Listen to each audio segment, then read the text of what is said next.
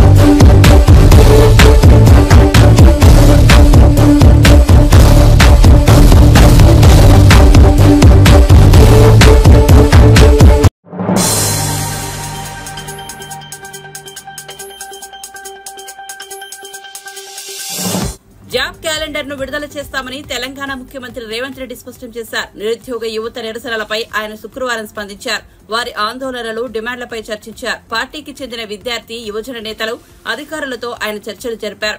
ఈ సందర్భంగా మాట్లాడుతూ ఉద్యోగాల భర్తీపై ప్రభుత్వం కృతనిశ్చయంతో ఉందన్నారు.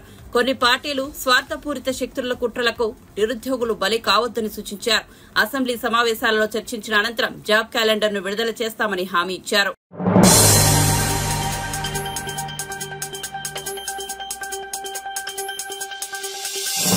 మాచర్ల మాజీ ఎమ్మెల్యే పిన్నెల్లి రామకృష్ణారెడ్డిని పరామర్శించేందుకు వచ్చిన జగన్ పిన్నెల్లికి మరిన్ని కేసుల్లో శిక్ష పడేలా సాక్ష్యం చెప్పి వెళ్లారని దేవాదాయ శాఖ మంత్రి ఆనం రామనారాయణ రెడ్డి అన్నారు. ఈవీఎం ధ్వంసం చేశారని జగన్ చెప్పిన సాక్ష్యాన్ని పరిగణలోనికి తీసుకుని పిన్నెల్లిని శిక్షించాలని కోరారు. నెల్లూరులో ఆనం రామనారాయణ రెడ్డి, మున్సిపల్ శాఖ మంత్రి నారాయణ సమావేశమై జిల్లా అభివృద్దిపై చర్చించారు. రాష్ట్రంలో కూటమి ప్రభుత్వం అధికారంలోకి రావడంతో పారిశ్రామికవేత్తలకు స్వేచ్ఛ వచ్చిందని నారాయణ చెప్పారు. నిన్న ప్రతిపక్ష నాయకత్వం నాకు కావాలని అడిగేటువంటి హోదా కూడా లేనటువంటి మాజీ ముఖ్యమంత్రి శ్రీ జగన్మోహన్ రెడ్డి గారు ఇక్కడికి వచ్చారు. ఆయన ఏం మాట్లాడారు? నిన్న ఆయనే సాక్ష్యం చెప్పేశారు. పిన్నెల్లి రామకృష్ణారెడ్డి గారు ఈవీఎం పగలగొట్టింది వాస్తవం అని ఆయనే సాక్ష్యం చెప్పాడు. దానికి వేరే విచారణ అవసరం లేదు. సాక్షాత్తు జగన్మోహన్ రెడ్డే సాక్షి కాబట్టి న్యాయస్థానాలు కూడా ఎటువంటి విచారణ లేకుండా చట్ట ప్రకారం ఆయన మీద చర్య తీసుకోవాల్సిన అవసరం ఉందనేదే ఇవాళ నేను అనుకునేటువంటి కార్యక్రమం. ఇది వ్యక్తిగతంగా నేను మాట్లాడుతూ ఉన్నాను. ఈవీఎం పగలగొట్టింది వాస్తవమే అని అంటే సాక్ష్యమే కదా.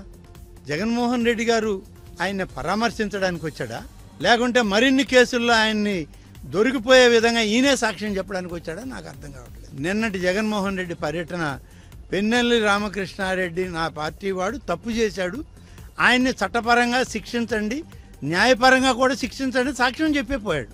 కాబట్టి కనీసం పార్టీ నాయకత్వానికి కూడా విలువలు లేనటువంటి పరిస్థితుల్లో ఇవాళ ఈ రాష్ట్రంలో వైఎస్ఆర్సీపీ పార్టీ ఉంది, ఆ నాయకత్వం ఉంది.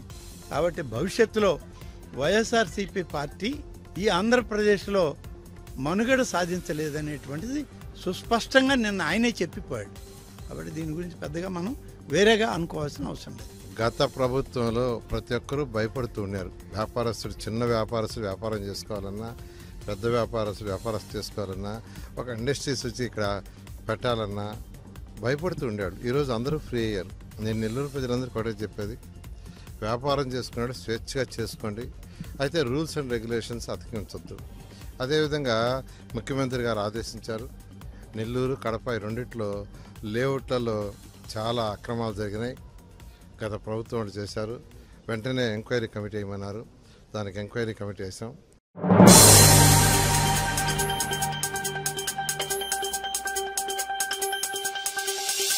మోడీ 3 సార్లు ప్రధానిగా గెలిచినా ఎన్నడూ జైలుకు పోలేదన్నారు కాంగ్రెస్ నేత జగ్గారెడ్డి. దేశ ప్రజల మేలు కోసం కొన్ని గంటలైనా జైలు జీవితం గడిపారా అని ప్రశ్నించారు. స్వాతంత్ర్య ఉద్యమం కోసం నెహ్రూ 3259 రోజులు జైలు జీవితం గడిపారని అన్నారు.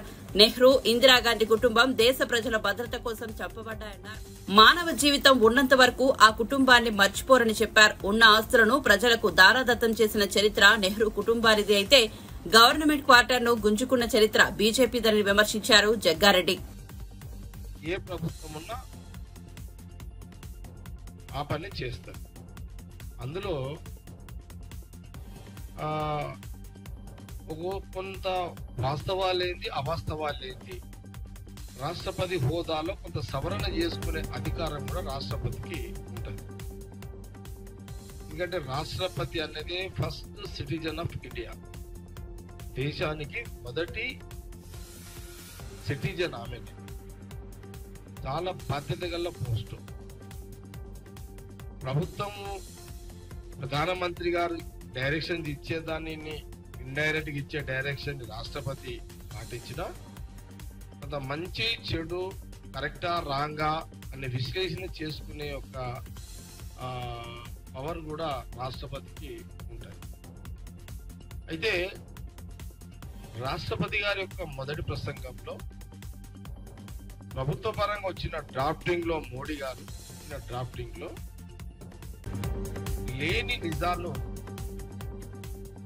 ఉన్నట్టుగా రాష్ట్రపతి ప్రసంగంలో రావడం, అది మహానుభావుడు మొదటి ప్రధాని నెహ్రూ గారి గురించి, ఇందిరాగాంధీ గురించి వాళ్ళు ఆ రాష్ట్రపతి ప్రసంగంలో చెడు చెప్పే ప్రయత్నాన్ని వాళ్ళు రాష్ట్రపతి ప్రసంగంలో ప్రారంభించింది రాష్ట్రపతి గారు.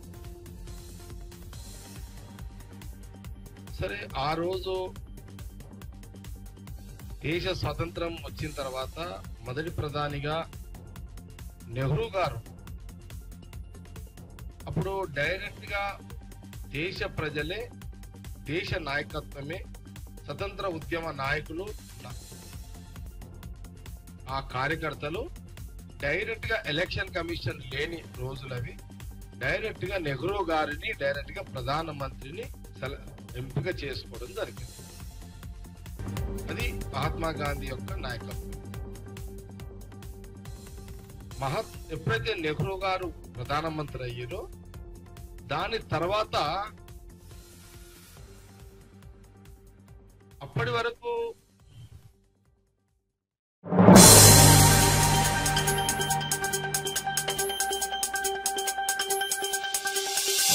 గ్రామీణ ప్రాంతాల్లో గంజాయి నిర్మూలనకు కట్టుదిట్టమైన చర్యలు చేపడుతున్నట్లు హోంమంత్రి అనిత వెల్లడించారు.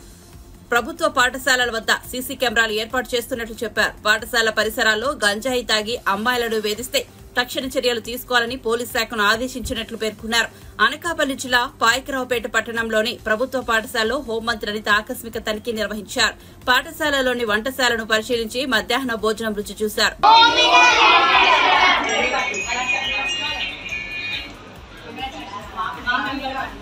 చదువుకోవాలి, ఓకేనా? ఫస్ట్ థింగ్ ధైర్యంగా ఉండాలి, ఓకేనా? ఎవరో ఏదో అన్నారని, ఎవరో ఏదో అంటున్నారని భయపడుకోకూడదు. చాలా ధైర్యంగా ఉండాలి.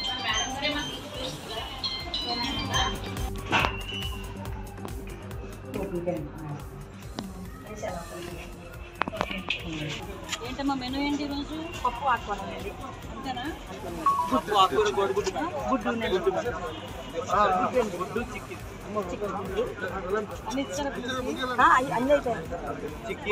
అందరూ పోంచారు. ఈ రైస్ అన్న యూజ్ చేస్తున్నారు.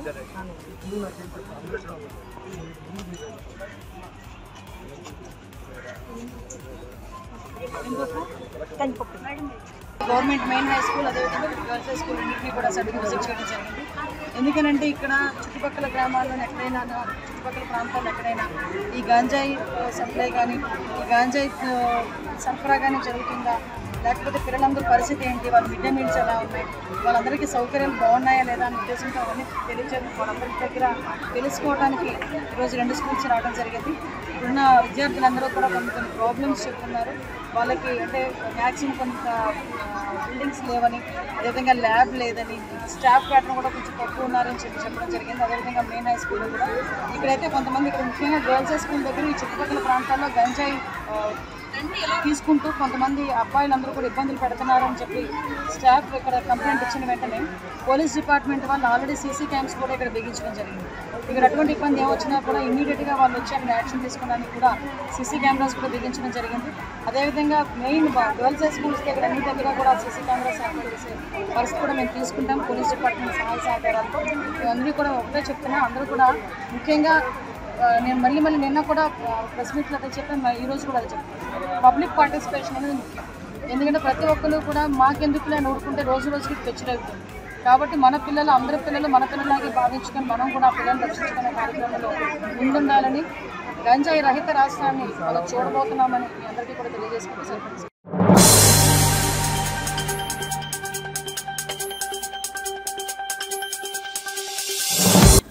పర్యాటక రంగాన్ని వైఎస్ఆర్సీపీ ప్రభుత్వం నిర్వీర్యం చేసిందని మంత్రి కందుల దుర్గేష్ ఆరోపించారు. తిరుమలలో పర్యాటక అభివృద్ది సంస్థ ఆధ్వర్యంలో ఏర్పాటు చేసిన హోటళ్లను మంత్రి ప్రారంభించారు. తిరుమల తిరుపతి దేవస్థానం నిర్ణయించిన ధరలకే ఆహ్లాదకరమైన వాతావరణంలో నాణ్యమైన భోజనాన్ని అందిస్తామన్నారు. కేంద్రం నుంచి నిధులు తీసుకొచ్చి పర్యాటకాన్ని అభివృద్ది చేస్తామని స్పష్టం చేశారు. కాదనరు సరే, ఇప్పుడు ఆయన నెగ్గినప్పుడేమో ఈవీఎంలు బ్రహ్మాండం, ఆయన ఓడిపోతేనేమో తప్పు అంటున్నాడు. కొన్ని దాని మీద కూడా చర్చ జరగాలనే దానికి ఎవరో అడ్డంకి చెప్పరు. కానీ ఈవీఎంను పగలగొడతాం, మేము డైరెక్ట్గా అందులో ఉన్న వాటిని ఇంకుపోసేస్తాం అంటే అది కూడా సమర్థిస్తామంటే ఎవరు ఒప్పుకుంటారంటే దానికి ఇంక అతను సమాజంలో ఒక పౌరుడిగా ఉండడానికి కూడా అర్హుడు కాదు అనేది మా అభిప్రాయం.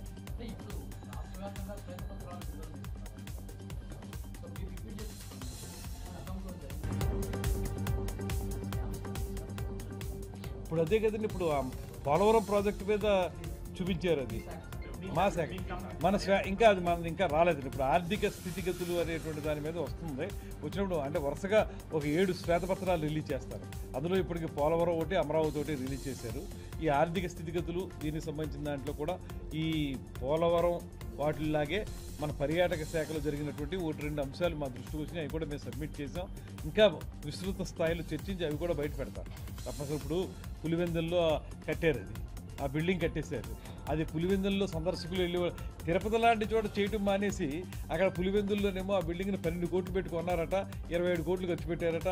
అది ఎవరికి ఉపయోగపడుతుంది, ఏం చేస్తారు, ఎవరు చూస్తారు? అది ఇలాంటి అనాలోచితమైన పనులు, అవి అనాలోచితం కూడా కాదని ఆలోచించే చేశారు. ఎవరికో ఉపయోగపడడం కోసం, వాళ్ళ తాబేదారులకు ఉపయోగపడడం కోసం చేసిన పని అది.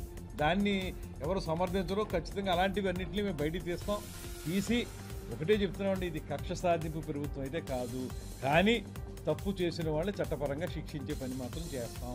మొన్న మేము చెప్పింది ఏంటంటే అదే, ఎవరో కక్ష సాధింపు చేయొద్దు, కానీ శిక్షించాలి చట్టపరంగా, లేకపోతే ఆ తప్పు చేయడం అలవాటుగా మారిపోద్ది వాళ్ళకి అనేదే మా ఆలోచన.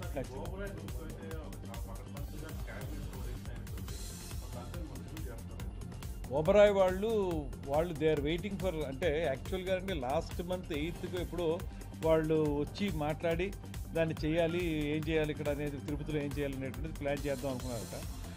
ఆ లోపల ఏం జరిగిందంటే ఈ ఎన్నికలు జరగడం, గవర్నమెంట్ ఏ గవర్నమెంట్ ఉంటుందో వాళ్ళకి తెలియదు కదా, ఆ పాత గవర్నమెంట్ ఉంటుందో కొత్త గవర్నమెంట్ వస్తుందో, వచ్చిన తర్వాత వచ్చి కలుస్తూ ఉంటున్నారు. మన డేట్ కోసం వెయిట్ చేస్తున్నారు వాళ్ళు. షార్ట్లీ నేనేం చెప్పానంటే, ఇప్పుడు రివ్యూలు కూడా వచ్చింది, అది మాకు జూలై 3rd వీక్ నుంచి మోస్ట్లీ ఈ సెషన్స్ ఉంటాయి. ఆ సెషన్స్ లోపలనే వాళ్ళతో మాట్లాడేసి ఒక నిర్ణయం తీసుకుంటే మన సెషన్స్ టైంలో ముఖ్యమంత్రి గారితోనూ ఉప ముఖ్యమంత్రి గారితోనూ మాట్లాడి ఫైనలైజ్ చేయొచ్చని చెప్పాను. అది ఈ లోపలనే వాళ్ళతో మాట్లాడి దానికి ఒక రూపం తీసుకొస్తాం.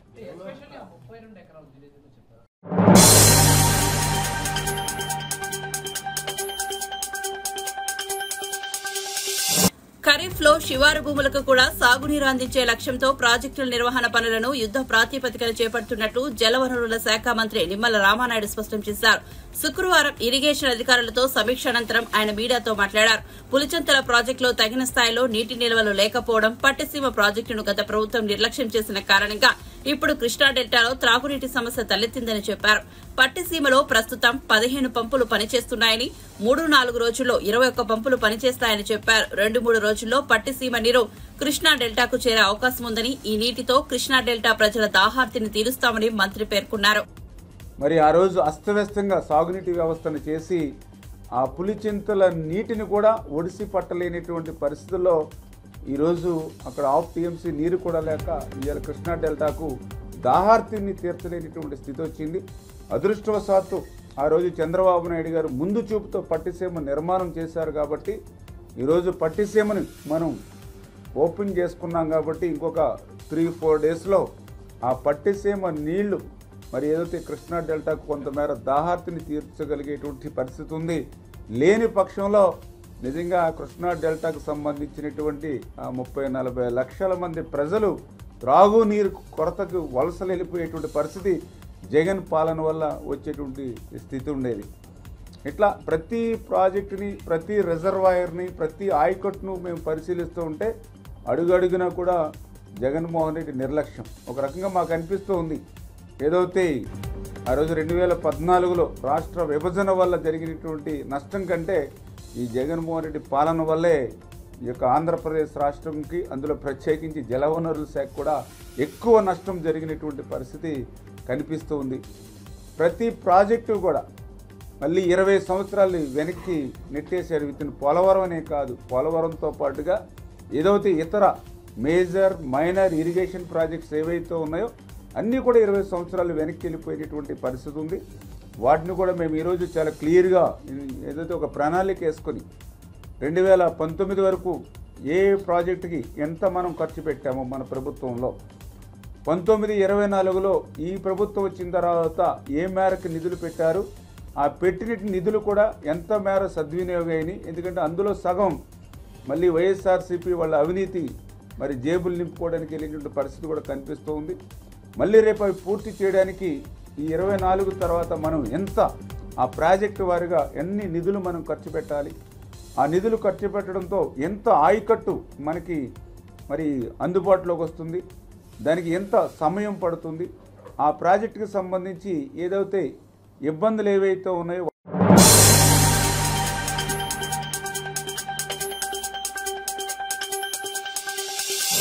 ప్రముఖ బాలీవుడ్ నటుడు సోను సూద్ హైదరాబాద్ లోని కుమారి ఆంటీ ఫుడ్ స్టాల్ వద్ద సందడి చేశారు. చిత్రీకరణలో భాగంగా హైదరాబాద్ వచ్చిన ఆయన కుమారి ఆంటీ ఫుడ్ స్టాల్ ను సందర్శించి ఆమె కుటుంబ సభ్యులతో మాట్లాడారు. సాధారణ కుటుంబం నుంచి వచ్చి ఫుడ్ స్టాల్ పెట్టుకుని అసామాన్య గుర్తింపు తెచ్చుకున్న కుమారి ఆంటీని ఆయన అభినందించారు. స్వయంగా ఆమెకు భోజనం వడ్డించారు. తన ఫతేహ్ చిత్రానికి సెలబ్రిటీగా రావాలని సోను సూద్ కుమారి ఆంటీని ఆహ్వానించారు.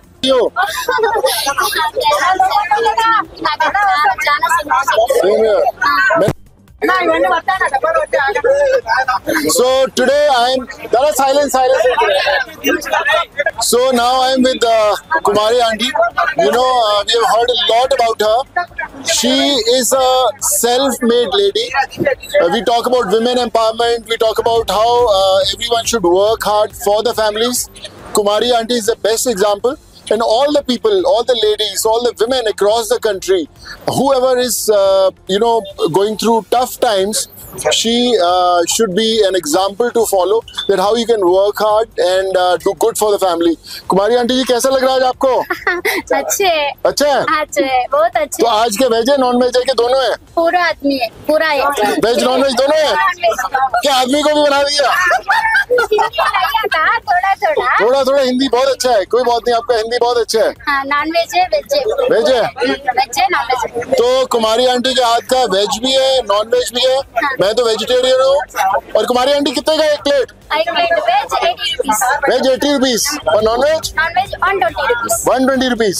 तो भैया मैं तो 80 रुपीस वाला कस्टमर हूँ, तो जो 80 रुपीस का वेजिटेरियन है मेरे लिए कितने का डिस्काउंट है? फ्री।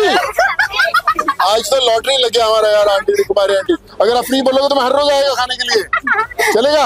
మీరు ఎంతో మందికి హెల్ప్ చేస్తున్నారు, మీరు ఎంతో మంది కంటే ఎంతో మందికి. నేను మీకు అసలు ఎంత పెట్టినా తక్కువే అవుతుంది, ఎందుకంటే మీరు అంత మందికి హెల్ప్ చేస్తున్నారు కాబట్టి. నాకు కష్టం వచ్చినప్పుడు కూడా మీరు అలా ఫోన్ చేసి నాకు అలా వదర్పు చెప్పినప్పుడు కూడా నాకు చాలా సంతోషం అనిపించింది. Thank you sir. Thank you so much Kumari aunty, god bless you. Thank you. एक मिनट इधर अरे आंटी, अरे आपको नहीं आपको लो, आप लो। Thank you, god bless you. Thank you. अब ये आप पकड़ो साथ में। What's your name? Yamini. Yamini तो ये आप बेटा किधर है? इधर है हीरो। इधर। What's your name? Danish. So एक मिनट, कुमारी आंटी का बेटा धनुष और डॉटर यामिनी इज देयर. आप लोग मम्मी का हेल्प कर.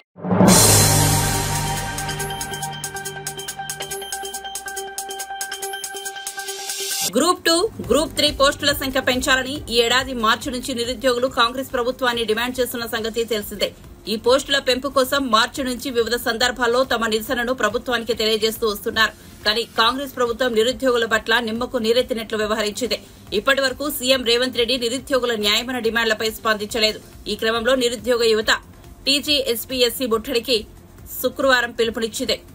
దీంతో భారీ సంఖ్యలో నిరుద్యోగులు టీజీఎస్పీఎస్సీ ముట్టడికి బయలుదేరారు. కానీ పోలీసులు ఎక్కడికెక్కడ వారిని అడ్డుకుని వివిధ పోలీస్ స్టేషన్లకు తరలిస్తున్నారు. పోలీసుల బారికేడ్లను ఛేదించుకుని ఓ యువతి టీజీఎస్పీఎస్సీ కార్యాలయం వద్దకు దూసుకొచ్చి తన నిరసనను వ్యక్తం చేసింది.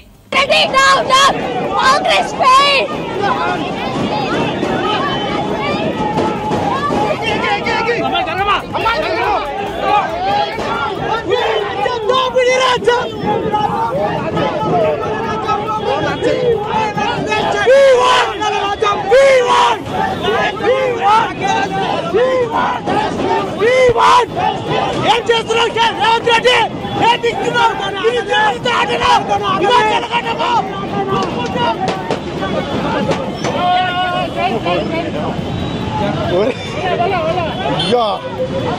నా చెయ్యాలా ఉంటుంది. ఏగా మీ డ్యూటీ మీరు వేసిర్లే.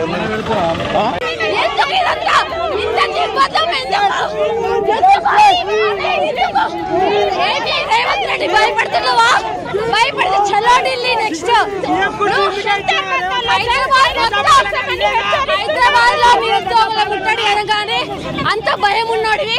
మా హామీలు తీర్చు, దీన్ని ఇంతటితో ఆపం, ఖచ్చితంగా కంటిన్యూ చేస్తాం. నువ్వు నీ పోలీస్ బలం చూసుకున్నావు, నీ అధికార బలంతో నువ్వు చేస్తే మా కడుపు మంటతో ఎంతవరకైనా మేము తగ్గిస్తాం. ఇది మా ఓపెన్ చెప్తున్నాం, గుర్తుపెట్టుకోండి. ఎంతకని ఇబ్బంది పెడతాం. రేవంత్ రెడ్డి కాంగ్రెస్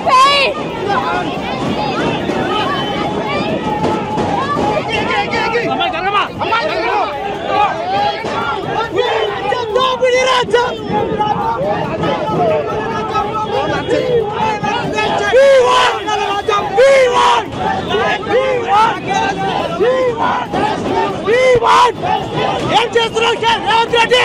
ఏం దిక్కున్నావు?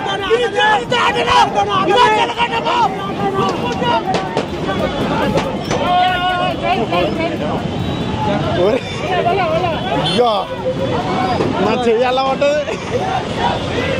ఏగా మీ డ్యూటీ మీరు వేసిర్లే.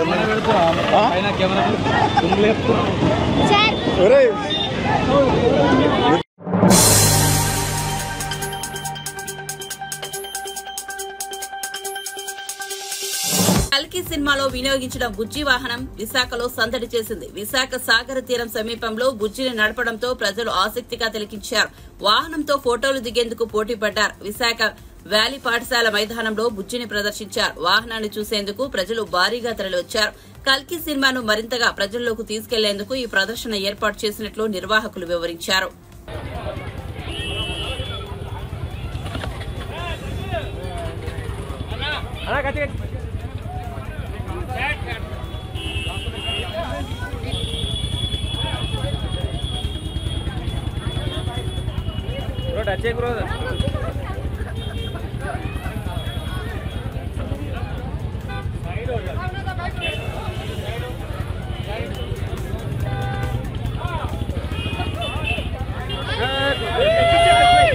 ఏం పర్లేదు.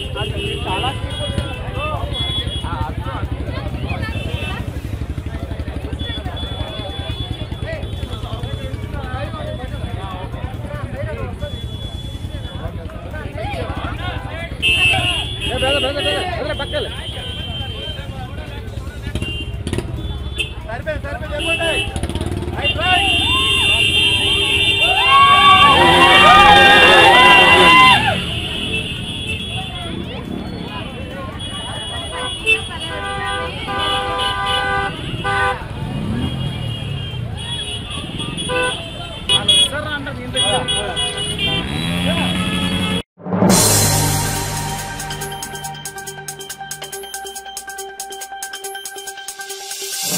తిరుమల శ్రీవారిని సినీ దర్శకుడు అనిల్ రావిపూడి దర్శించుకున్నారు. శుక్రవారం వీఐపీ ప్రారంభ విరామ దర్శన సమయంలో ఆయన స్వామివారి సేవలో పాల్గొన్నారు. గర్భాలయంలో స్వామివారికి మొక్కులు చెల్లించుకున్నారు. దర్శనం అనంతరం మీడియాతో మాట్లాడిన అనిల్ దిల్ రాజు బ్యానర్ లో వెంకటేష్ హీరోగా సినిమా చేస్తున్నట్లు చెప్పారు. ఆ సినిమాపై అనేక గాసిప్స్ వస్తున్నాయని, అది F4 కాదని స్పష్టం చేశారు.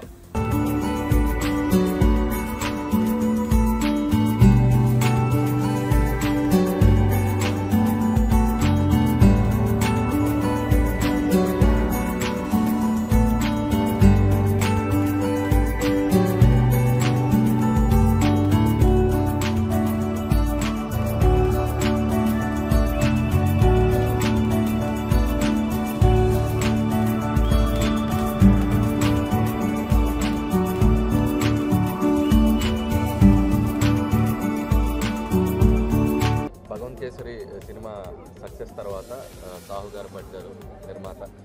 మేము వచ్చి శ్రీవారిని దర్శించుకోవాలనుకున్నాం. సో అప్పుడు కొన్ని పరిస్థితులు రాలేకపోయాం. సో అది ముందు ఆ మొక్కు చెల్లించుకుందాం ఇక్కడికి వచ్చి శ్రీవారిని దర్శించుకున్నాం. చాలా గొప్ప దర్శనం అయింది.